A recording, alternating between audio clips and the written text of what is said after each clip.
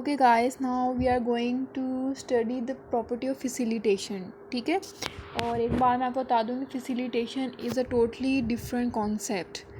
तो अब आपने ध्यान से सुनना है कि फैसिलिटेशन क्या होती है. सबसे पहले इसकी डेफिनेशन ये है कि the response on the post synaptic neuron is more than expectation. यानी कि हम जितना एक्सपेक्ट कर रहे थे हमें अब उससे कहीं ज़्यादा रिस्पॉन्स जो है वो पोस्ट साइनेप्टिक न्यूरॉन के ऊपर मिल रहा है. तो ऐसा क्या फिनोमेना होता है कि हमारे पास जो है रिस्पॉन्स वो मोर देन एक्सपेक्टेशन जो है वो आना शुरू हो गया है पोस्ट साइनेप्टिक न्यूरॉन के ऊपर. तो let me explain this whole mechanism with help of this diagram. अच्छा, this diagram has been taken from Guyton and in this diagram सबसे पहले आप इस डायग्राम को ज़रा अच्छी तरह समझें. ठीक है. इस डायग्राम में आप देखें दो प्री साइनेप्टिक न्यूरॉन दिखाए गए हैं, 1 एंड 2. ठीक है. और सबसे पहले आप न्यूरॉन 1 को ले लें. न्यूरॉन 1 को देखें तो उसमें से कुछ ये ढेर सारे टर्मिनल फाइबर्स जो हैं वो निकल रही हैं.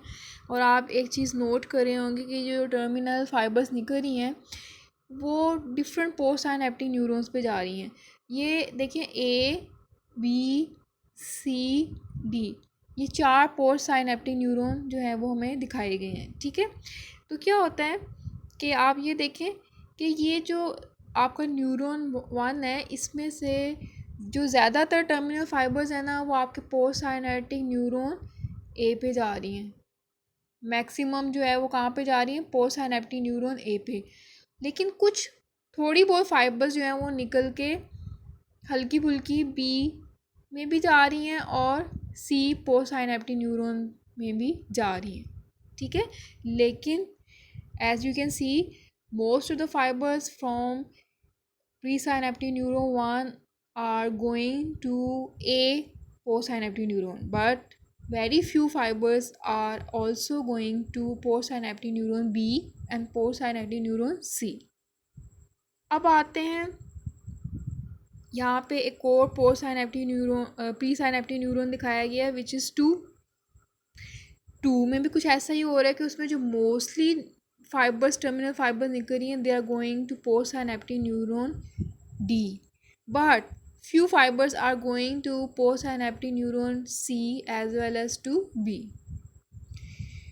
तो क्या इस डायग्राम में चीज़ क्लियर हुई है कि मोस्टली जो प्री साइनेप्टिक न्यूरॉन 1 की फाइबर्स हैं they are going to post synaptic neuron A. इसी तरह प्री साइनेप्टिक न्यूरॉन 2 जो है उसकी मोस्टली फाइबर्स जो हैं वो पोस्ट साइनेप्टिक न्यूरॉन D पे जा रही है. न्यूरॉन D पे आ रहे हैं और इतने सारे साइनेप्सिस बन रहे हैं कि इतना वो एक्साइटेटिव स्टिमुलस ही बन जाता है वो, और वो ये आपकी पोस्ट साइनेप्टिक न्यूरॉन D को एक्साइट कर देगा. ठीक है. एक्साइटेटिव स्टिमुलस हो गया ये क्योंकि इसने पोस्ट साइनेप्टिक न्यूरॉन D को इमीडिएटली एक्साइट कर दिया, इतने ज़्यादा साइनेप्सिस बन. लेकिन आप अगर इस डायग्राम को देखें तो आप नोट करेंगे कि प्री साइनेप्टिक न्यूरॉन जो है वो कुछ फाइबर्स B और C को भी दे रहे हैं, लेकिन वो बहुत थोड़ी हैं, वो बहुत थोड़े से आपके जो है वो पोस्ट साइनेप्सिस बन रहे. इम्पल्सिस यहाँ जा तो रही हैं लेकिन वो सब थ्रेशोल्ड स्टिमुलस प्रोड्यूस कर रही हैं. मतलब इतना ज़्यादा थ्रेशोल्ड लेवल पे नहीं आ रहा कि वो आगे ये वाली जो दोनों पोस्ट साइनेप्टिक न्यूरॉन है BC एक्साइट हो जाए. तो जब आप अकेले प्री साइनेप्टिक न्यूरॉन A को एक्साइट करेंगे तो वो आपके पोस्ट साइनेप्टिक न्यूरॉन A को अगर आप अकेले प्री साइनेप्टिक न्यूरॉन 1 को एक्साइट करेंगे तो वो आपके पोस्ट साइनेप्टिक न्यूरॉन A को एक्साइट कर देगा. इसी तरह आप अगर प्री साइनेप्टिक न्यूरॉन 2 को एक्साइट करेंगे तो वो पोस्ट साइनेप्टिक न्यूरॉन D को एक्साइट कर देगा वो. लेकिन अब हम देखते हैं कि अगर हम इन दोनों न्यूरॉन्स को प्री साइनेप्टिक न्यूरॉन 1 और 2 को इकट्ठा एक्साइट करते हैं तो फिर क्या होगा. अब देखें आपने इन दोनों को इकट्ठा एक्साइट कर दिया साइमल्टेनियसली. तो अब क्या है कि प्री साइनेप्टिक न्यूरॉन A जो है 1 है वो पोस्ट साइनेप्टिक न्यूरॉन A को तो एक्साइट कर ही देगा because it is making maximum number of synapses with postsynaptic neuron A, but it is also sending few fibers to B and C, but the stimulus is still subthreshold. It needs facilitation, it needs help of another neuron to make post synaptic neuron B and C excitable. अब जो 2 है वो post synaptic neuron D को तो immediately excite कर देगा because of the formation of maximum number of post synaptic maximum number of synapses with this postsynaptic neuron, but it is also sending subthreshold stimulus to B and C। तो जब आप इन दोनों को excite कर रहे हैं तो क्या होता है, जब आप इन दोनों को एक्साइट करेंगे तो ये दोनों जो है वो बी और सी को भी स्टिमुलस देना शुरू हो जाएंगे। अब जो ये स्टिमुलस दोनों फाइबर से आ रहा है वो एक दूसरे को फैसिलिटेट कर रहे हैं।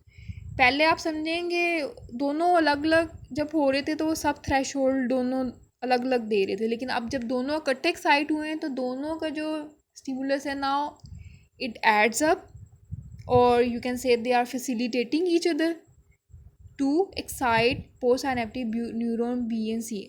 तो ये दोनों स्टिमुलाई जब एड अप हो जाएंगे तो अब ये इट इज़ नो, अब ये सब थ्रेशोल्ड नहीं रहा, अब ये थ्रेशोल्ड पर रीच कर जाएगा और आपका post synaptic neuron B and C they both are excited. तो यहाँ से आप देख लेंगे फैसिलिटेशन का वर्ड हमने यूज़ किया। तो फैसिलिटेशन का मतलब ये है कि यहाँ पे तो एक्साइटेशन हो ही रही थी